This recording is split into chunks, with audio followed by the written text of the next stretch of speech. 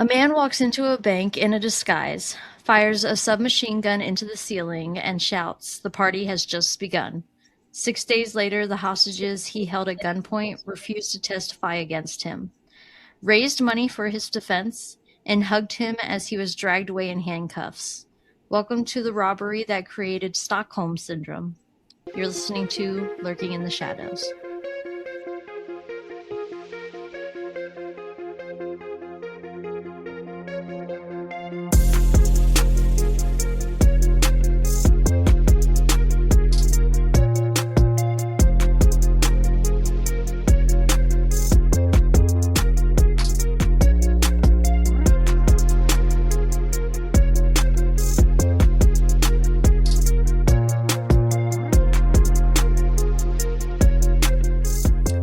Hello, Shadows. Hello, everybody. Yeah, welcome back. Sorry we weren't here last week. Yeah, that was life caught up to us faster than we caught up to it, so Yeah. We have vacations. I started a new job, so I'm on a completely different sleep schedule. So yeah, there's a lot life going on. happened. Yeah. It did.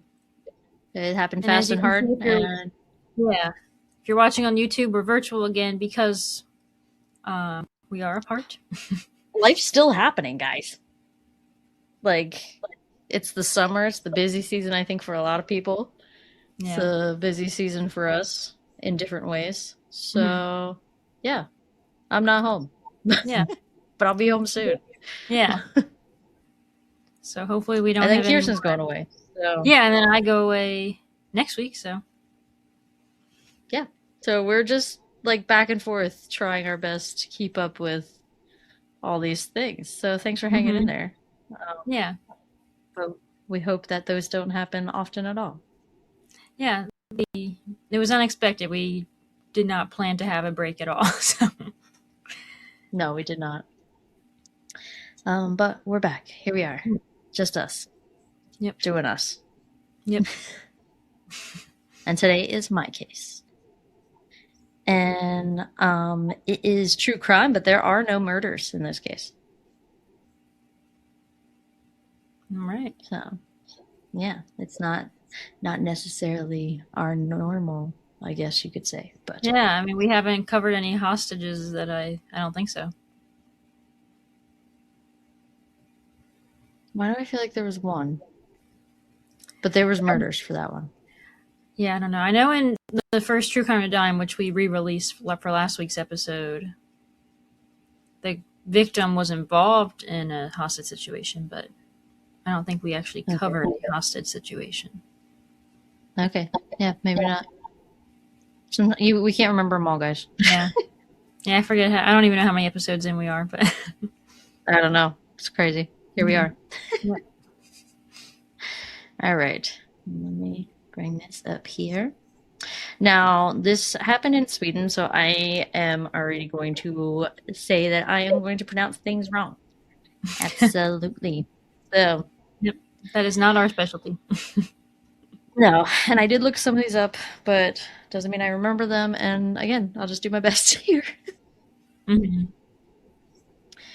All right. Jan Erik Olsen, who went by Janne, was born April 16th, 1941 in Ekeby, Sweden. While Janne was in prison, he met notorious Swedish criminal Clark Olofsson while in Kalmar prison in the early 1970s. I'm going to go over Clark and his background first because other than just being Janne's cellmate, he does come back into this story later and is like a bigger part almost. Okay. Not a bigger. He has way more history than Janne, but and Janne is who this Clark- case is actually about, right? Yeah, Janne is the one who commits the Stockholm robbery, and who actually does some time for that crime. But Okay. Clark he comes in later. So Okay. So Clark Olofsson was born February 1st, 1947 in Sweden. He will become known as Sweden's most notorious gangster. He was raised in a troubled household in Trollhättan. Again, so sorry. His father was an alcoholic who abandoned the family, and his mother suffered from mental illness. This eventually caused Clark and his two younger sisters to be put into foster care. And like we have found about the justice system, foster care doesn't seem to be any different over there as it is here. He hated it. He hated his foster family, and by the age of 15, yeah, like, I don't know. As we do more overseas cases, we find that we're different, but not as Things aren't different. so different. Yeah.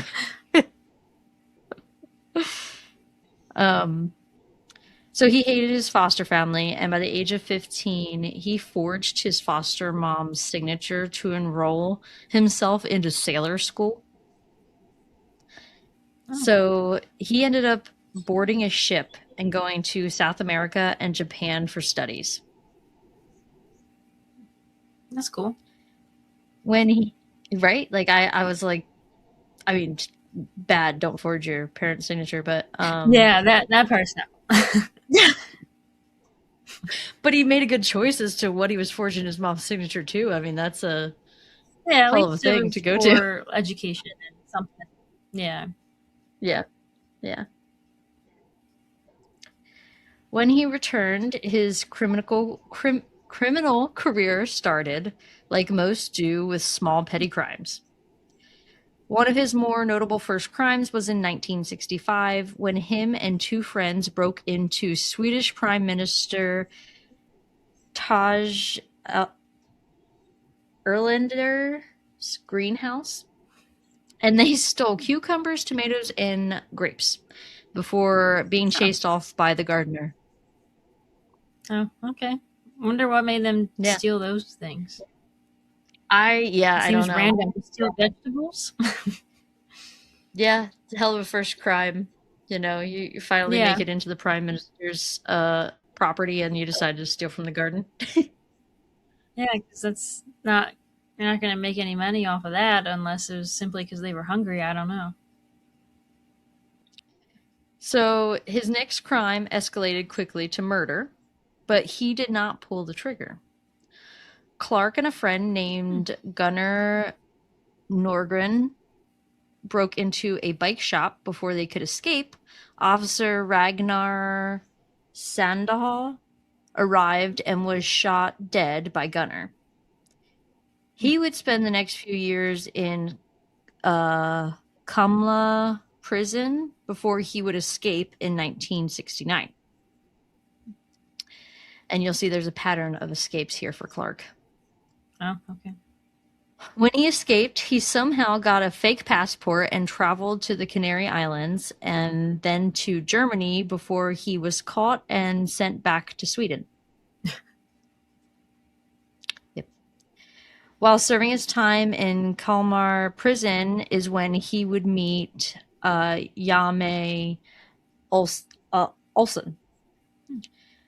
Like Clark, Yame's criminal career started with petty crimes.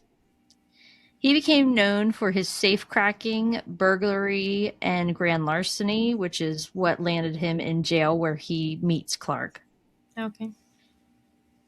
Janne, I'll tell you why I struggle with his name. It is spelled Janne, but because it's Swedish, it's pronounced Janne. Yeah. Okay. And I'm probably still not pronouncing it right. So that's how I keep struggling with the name. Janne was known to be a little more quiet and kept a low profile, while Clark was known to be more flashy and a more infamous figure in the media. He also was intrigued by his legendary bank robberies, and these aspects were what attracted Janne to Clark. While these two were cellmates together, they became pretty close. And in January 1973, Janne was granted a temporary furlough. While out of prison, he got dynamite and smuggled it into Clark, into the prison. What? Yeah. He then waited outside in a getaway car for Clark to detonate the explosives and escape. He failed to properly set off the explosives, so it was a failed prison escape. Where's the security in this prison? I don't know.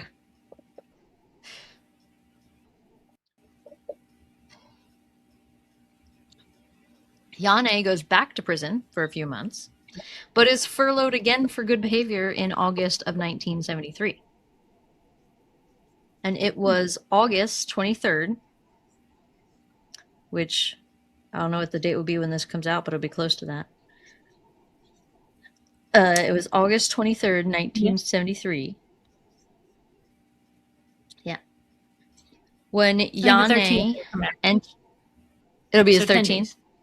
Yeah. Okay, cool. Yeah, so it'll almost be the anniversary of this. Yeah. Yane entered Kreditbanken at Norrmalmstorg Square in Stockholm, Sweden. Nailed it.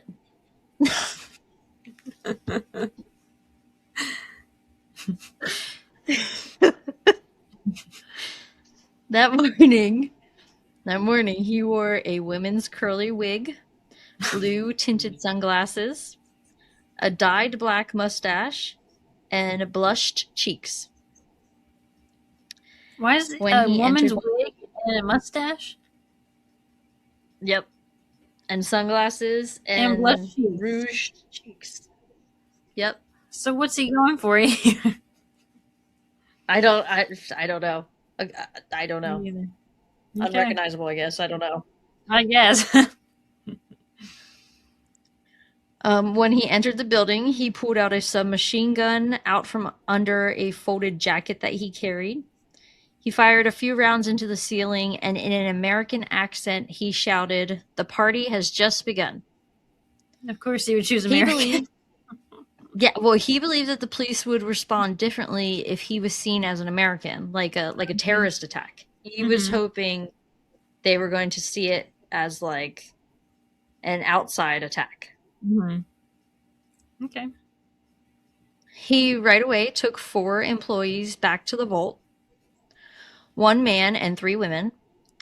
This is when he demanded 3 million Swedish kroner, which is about $710,000 in US dollars in 1973. He demanded a getaway car, specifically a blue Ford Mustang with a full tank of gas. And I know, so specific. Yeah. And he demanded that Clark be released from prison and delivered to the bank vault. Okay. When police arrived, negotiations started. In the heat of things escalating, initially 2 officers were wounded. One was shot in the hand and the other was shot in the arm and the face. But like I said, there was no murders or death in this case. Okay.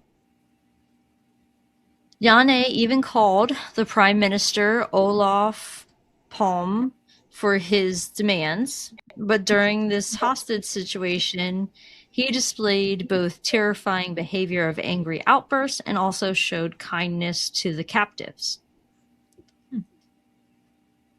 Elizabeth Oldgren was inside the vault with everyone when she told him she was claustrophobic. So he tied a 30-foot rope to her and let her walk around outside of the vault in the bank. On a leash? Yep, pretty much. But that was, that was so kind of him to do that. Kristen Emmark was another victim that shivered, so he gave her his wool jacket and a bullet as a souvenir. When he threatened to shoot captive Sven Sofstrom in the leg to get police to get back, Sven stated he was glad that he only threatened to shoot him in the leg and not the head. Okay, I mean, you're still being threatened to be shot, but if that's how you want to justify it, okay. Yep. Mm-hmm. And like I said earlier, one of Yane's biggest demands was for Clark to be brought to the bank. Mm-hmm. Well, the government thought that that would be a good idea to see if Clark could get Yane to surrender. Well, Clark went in and joined the robbery and the hostage situation for the next 6 days. I was gonna say he's probably in on it. He's not gonna get him to surrender. Yeah. Yeah, I don't know why, since they were demanding that, why they would just let him go in. Yeah. That makes no sense to me. While Clark was in there, he used his charm, his calm demeanor, and the way that he came off as a protective person to the hostages to get everybody on his side. Mm-hmm. Kristen and Mark even called the Prime Minister to tell him she trusted Clark more and was afraid that the cops would kill them during the apprehension of the robbers. Trusted Clark more than the police? Yeah, more than the Okay. police. Because they were saying they were afraid that the police were going to come in and kill everybody trying to get the robbers. Mm-hmm. Okay. Yeah. After 6 days of the hostage situation, the police entered the bank on August 28th. They drilled holes in the ceiling and pumped it full of tear gas. Police demanded everyone to get out, and they watched as the hostages hugged and kissed Clark and Yane goodbye after they first refused to leave, believing that the police would execute the men. Both men surrendered as well with the hostages. Okay, so they surrendered. Yep, they surrendered as well, because it was full of tear gas, and that was that. Mm-hmm. Yeah. Okay.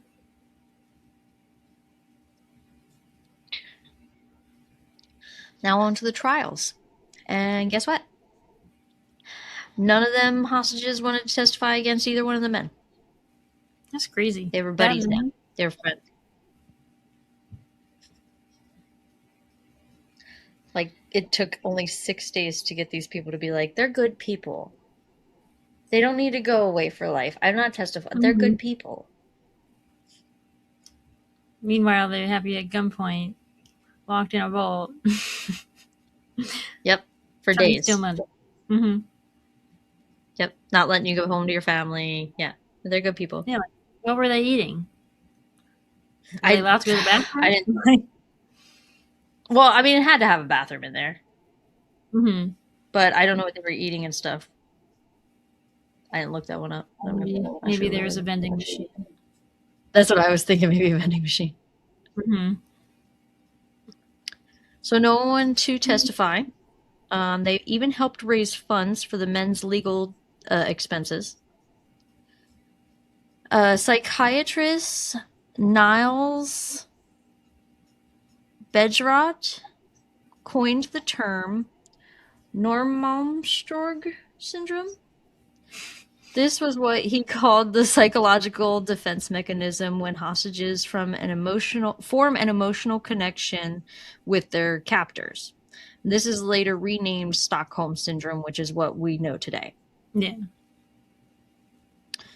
So when Clark went to trial at first, he was being charged with complicity, but the charges were overturned after appealing because he said he was simply acting to protect the hostages with the silent consent of authorities. So he had no repercussions for his part in the robbery, but I'll go over the rest of his criminal career then, because he does not stop there. Oh, okay. Yeah.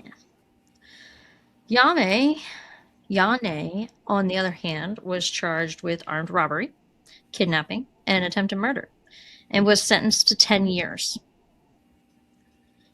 While he was in prison, he received a lot of fan mail from women that were swooning over him.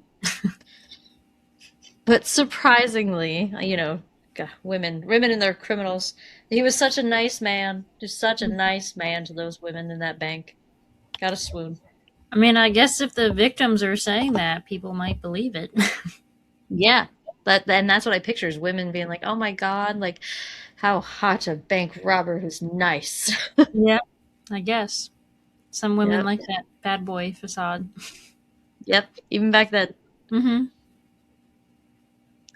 Um, so he received a lot of fan mail, but surprisingly, when he was released in the early 1980s, he never committed another crime. Interesting. He got married and had a son. Him and his family moved to Thailand, where they opened and operated a supermarket for 15 years. Oh, wow.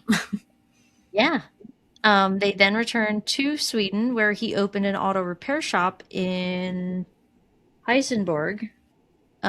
He released a book of his side of the story of the bank robbery called The Stockholm Syndrome in 2009. And then he has been living out the rest of his life in retirement now. That's crazy. He just completely changes character. Yep. Just, yeah.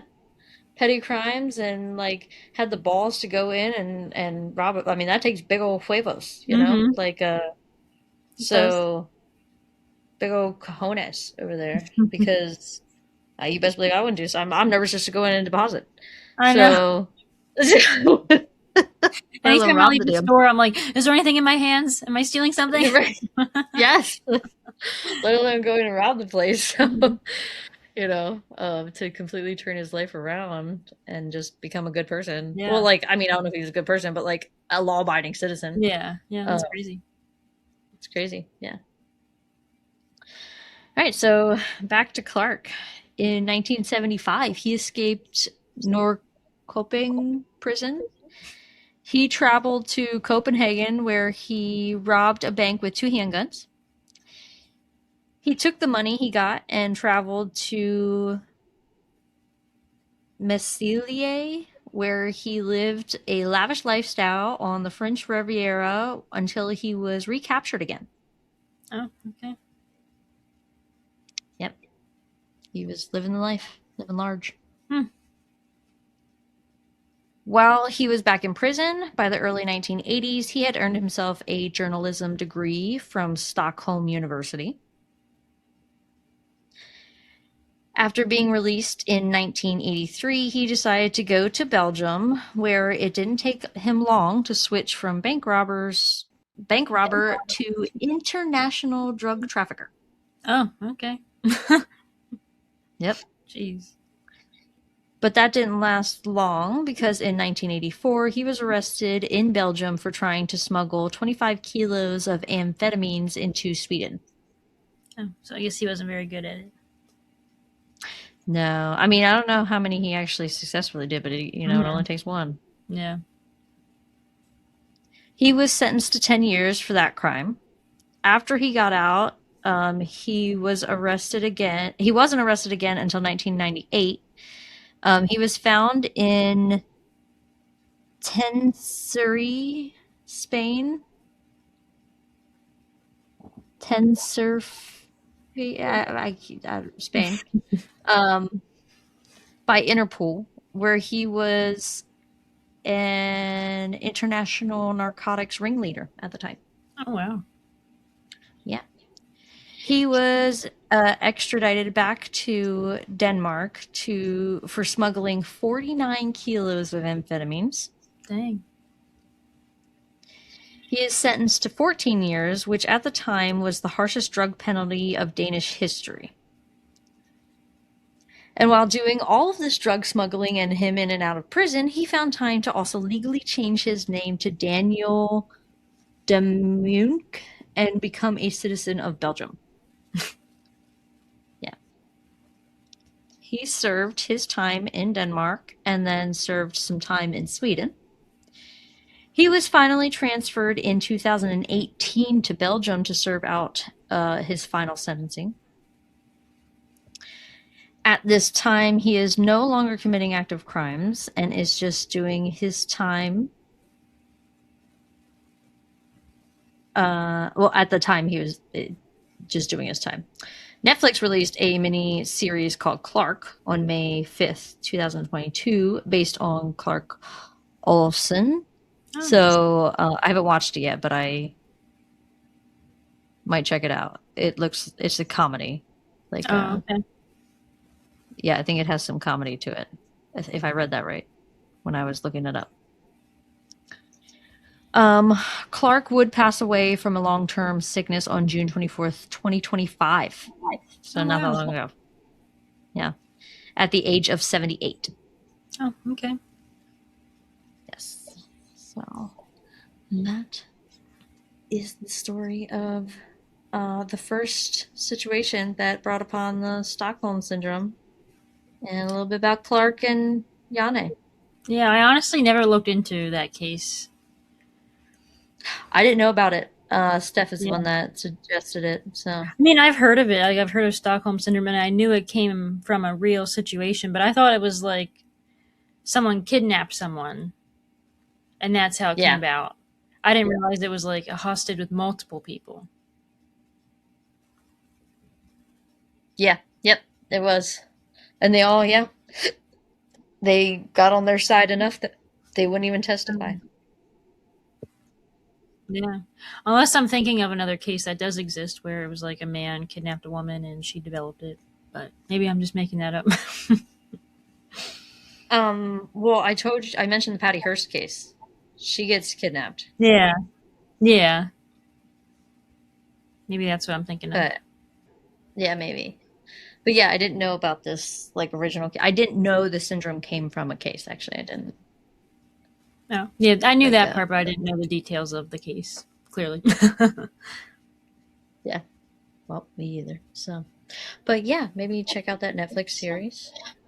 Let us know Yeah. if you guys have any suggestions on crimes that don't involve murder all the time. I think it's kind of interesting sometimes Yeah. to cover something a little different. Hmm. Yeah.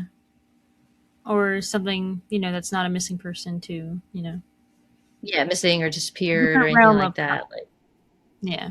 yeah, different kind of crime. Hmm. Okay. Make like a shadow and follow us on Facebook, Instagram, and YouTube at.